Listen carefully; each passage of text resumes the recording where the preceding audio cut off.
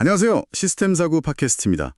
오늘은 정창권 박사의 글 경계에서만 보이는 것들을 가지고 왔어요.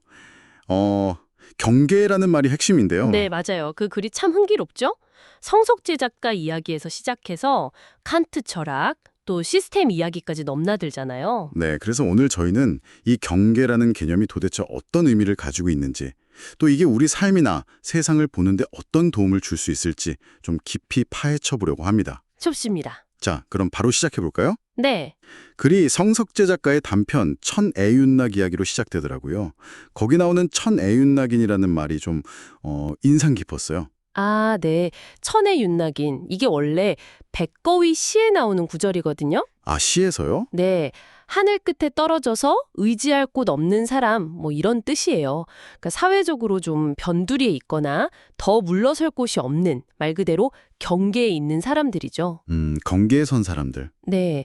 시에도 보면 유배간 시인이나 뭐 비파 연주자, 뱃사공 이런 인물들이 나오거든요. 성석재 소설 속 인물 정환도 그렇고요.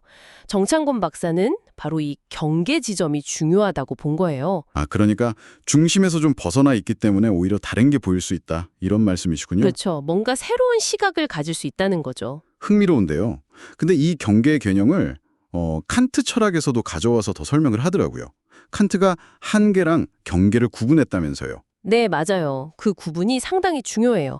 칸트한테 한계, 독일어로는 슈랑케라고 하는데 이건 그냥 말 그대로 막다른 길이에요. 더 못 가는 지점. 그냥 끝. 네, 뭐 등산하다가 힘 다 빠져서 더 못 올라가는 딱 그런 느낌이죠. 근데 경계, 그랜세는 좀 달라요. 어떻게 다른가요? 이건 마치 산 정상 같은 거예요. 우리가 올라온 길도 보이고 저 너머에 펼쳐질 다른 풍경도 같이 볼 수 있는 곳. 아, 양쪽을 다 보는 거군요. 네, 국경선 생각하시면 쉬워요. 이쪽과 저쪽을 동시에 조망할 수 있는 그런 위치죠. 단순한 끝이 아니라 두세 개의 접점 같은 거예요. 그냥 벽이 아니라 창문 같은 느낌이네요. 그럼 칸트가 말한 초월이라는 개념은 이 경계랑 어떻게 연결되나요?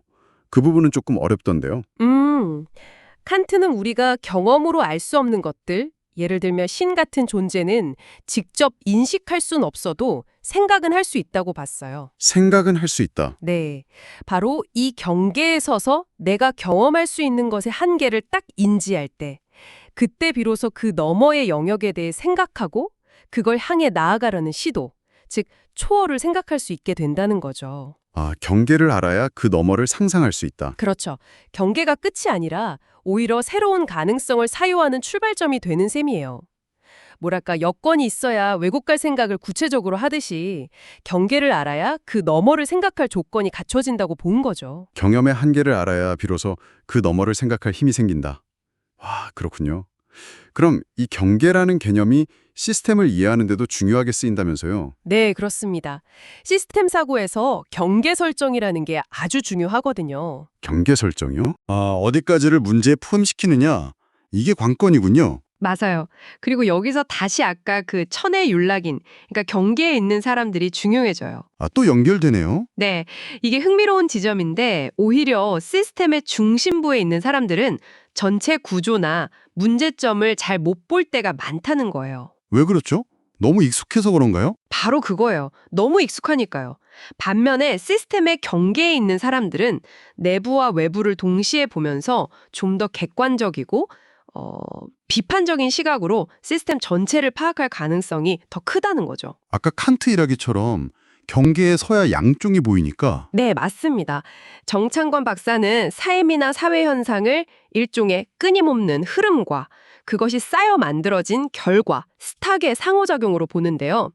이 전체적인 움직임과 구조 역시 시스템의 경계에서 더 잘 보인다고 말해요. 중심부에 있으면 그런 큰 흐름은 놓치기 쉽겠네요. 그렇죠. 그 안정성에 안주하다 보면요. 와, 문학 속 인물에서 시작해서 칸트 철학을 거쳐서 시스템을 보는 관점까지 쭉 이어졌네요.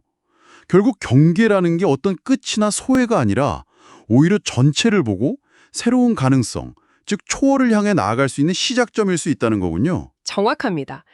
그래서 시스템을 고민하는 우리는 계속 자문해야 해요. 나는 지금 어떤 시스템 안에 있지? 이 시스템의 경계는 어딜까? 그리고 나는 이 시스템에 대해 어떤 태도를 취하고 있나 하고요. 끊임없이 질문해야 하는군요. 네, 경계에 서는 게 불편할 수는 있지만 바로 거기서 변화의 실마리나 더 깊은 이해를 얻을 수 있거든요. 오늘 이야기가 여러분도 각자 자신의 삶이나 주변 세상을 둘러싼 여러 경계들을 한 번쯤 다른 시각으로 바라보는 계기가 되었으면 좋겠습니다. 어쩌면 가장 불편하다고 느꼈던 바로 그 경계선 위에 가장 중요한 통찰이 숨어 있을지도 모르니까요. 네, 그럴 수 있죠. 더 깊은 내용이 궁금하시다면 정창권 박사의 원문글 경계에서만 보이는 것들을 꼭 한번 읽어보시길 추천합니다. 화면의 QR코드나 저희가 이 이야기에 첨부해드리는 정보란의 링크를 통해 확인하실 수 있습니다. 오늘 탐색은 여기까지입니다. 시스템 사고 팟캐스트였습니다.